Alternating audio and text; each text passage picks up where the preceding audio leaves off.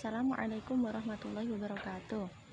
Kami dari kelompok 2 yang beranggotakan Frida Khairul Nisa dan Badiatul Akhlak, Wina Nafiah Al-Faizin akan mempresentasikan tentang perkembangan bicara kombinatori dan perkembangan bicara anak pada masa sekolah. Perkembangan bicara yakni bagian terpenting dalam perkembangan bahasa anak, karena bicara adalah suatu kemampuan mengucapkan bunyi atau kata untuk mengekspresikan serta menyampaikan suatu pikiran, gagasan, atau perasaan yang dirasakan oleh anak. Lah, ketika perkembangan bicara anak itu berjalan dengan baik, maka anak pun mulai mengetahui lingkungan sekitarnya. Bahkan, ia ingin mengetahui apa yang terjadi di dalam dirinya sendiri. Kemudian, juga ada rasa ingin tahu dan memaksa anak perlu berkomunikasi. Selanjutnya ada perkembangan kombinatori. Perkembangan kombinatori adalah ketika anak sudah mampu menggunakan bentuk bahasa dalam bentuk negatif, interrogatif, dan juga mampu menggabungkan preposisi menjadi satu kalimat tunggal. Kalimat yang diucapkan anak sudah mampu mengarah pada kalimat efektif. Itu sudah mampu mengarah pada kalimat pendek yang sederhana. Seperti contohnya pada anak usia 3-5 tahun yang pada umumnya sudah berani mengatakan tidak jika dia tidak mau disuruh sesuatu. Contohnya, saat ibu memilihkan baju, namun anak itu tidak cocok, maka anak itu sudah mulai berani untuk mengucapkan tidak atau menolaknya dan mengutarakan dengan perkataan. Konsep bicara.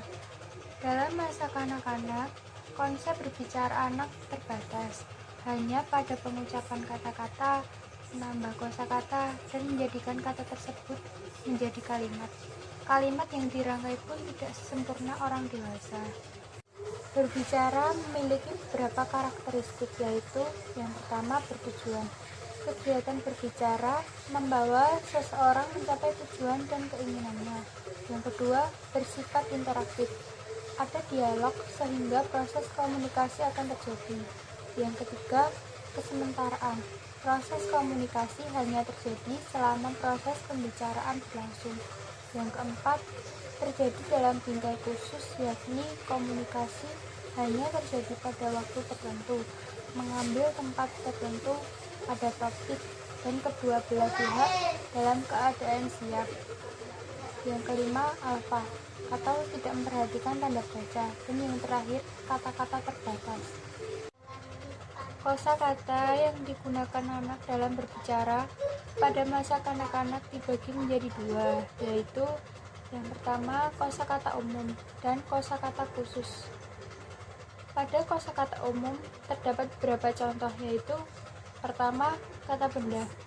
Kata benda ini merujuk pada suatu benda yang bisa kita rasakan dengan panca indera.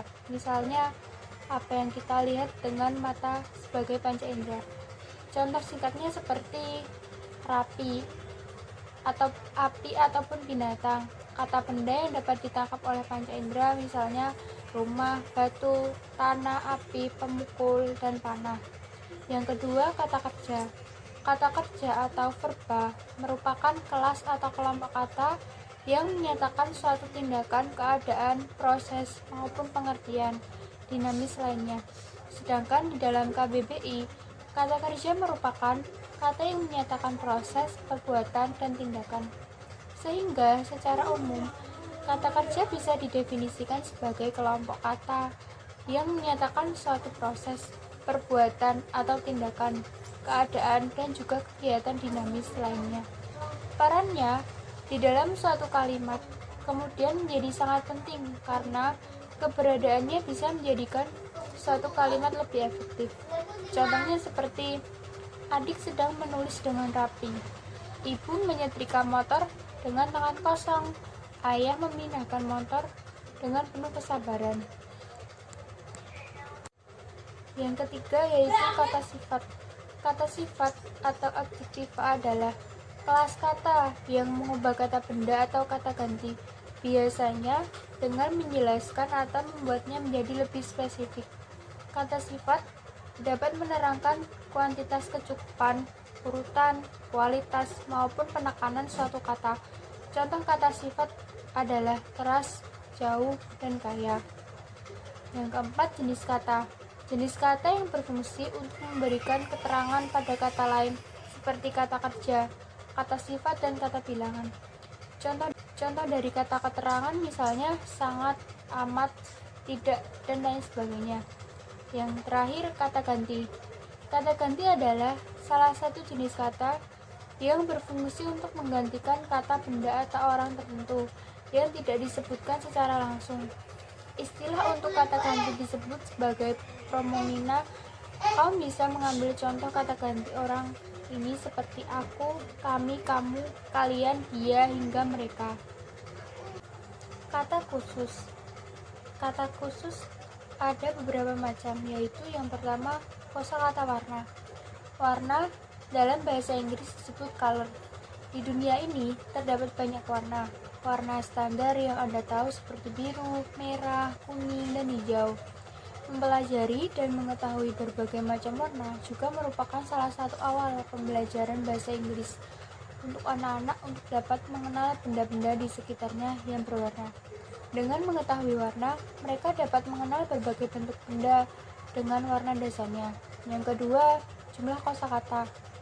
Contoh kosakata tentu ada banyak, yaitu kata-kata yang kita ketahui maknanya seperti makan, minum, tidur, menonton televisi, mengarang, menulis, menganalisis, definisi, makna, galau, semenjana, peta, dan masih banyak yang lainnya.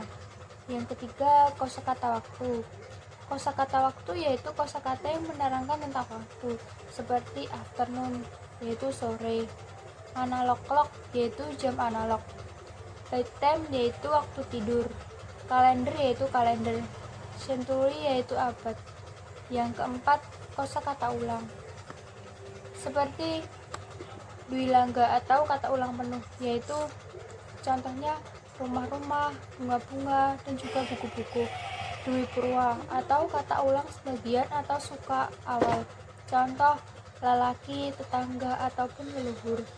Dwilingga saling suara atau kata ulang berubah bunyi, contohnya seperti bolak-balik, mondar-mandir, dan coret-coret.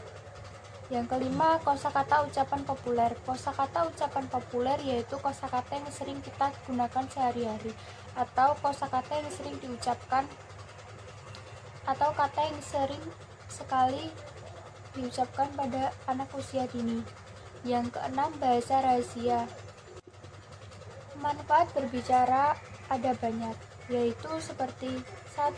Aspek ekspresi, berfungsi untuk menyatakan kehendak atau pengalaman jiwa. Yang kedua, aspek sosial, berfungsi untuk mengatakan komunikasi dengan orang lain. Yang ketiga, aspek internasional, berfungsi untuk menunjukkan atau membanggakan sesuatu.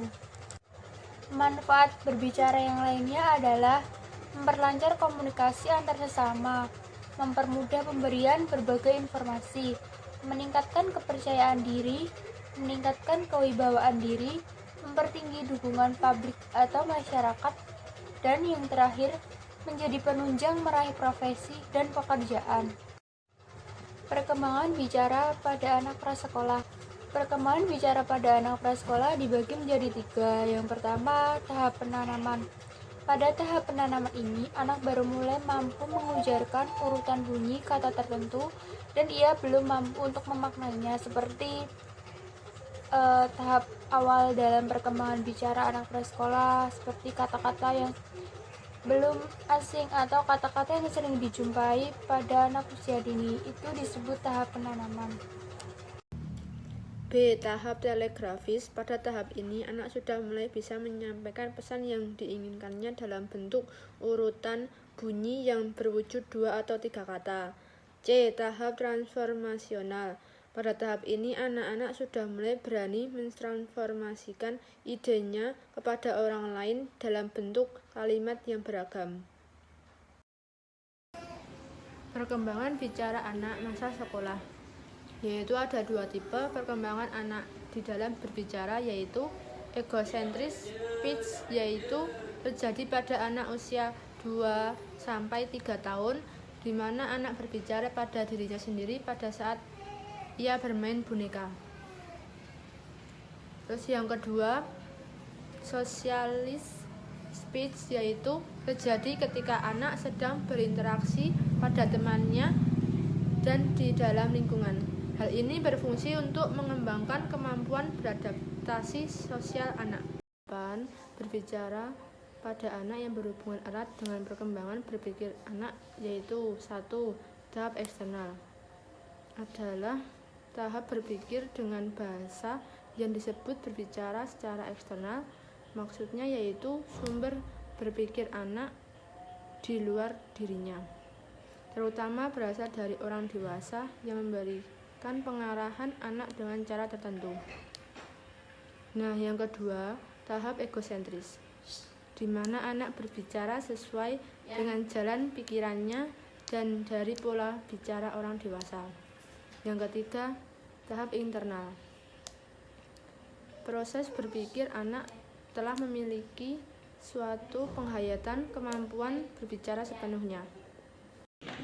Nah, itu tadi penjelasan dari kami tentang perkembangan bicara anak masa sekolah dan perkembangan kombinatori. Saya selaku moderator mohon maaf apabila ada kesalahan kata dari kami. Akhir kalam, wabillahi taufiq, wassalamualaikum warahmatullahi wabarakatuh.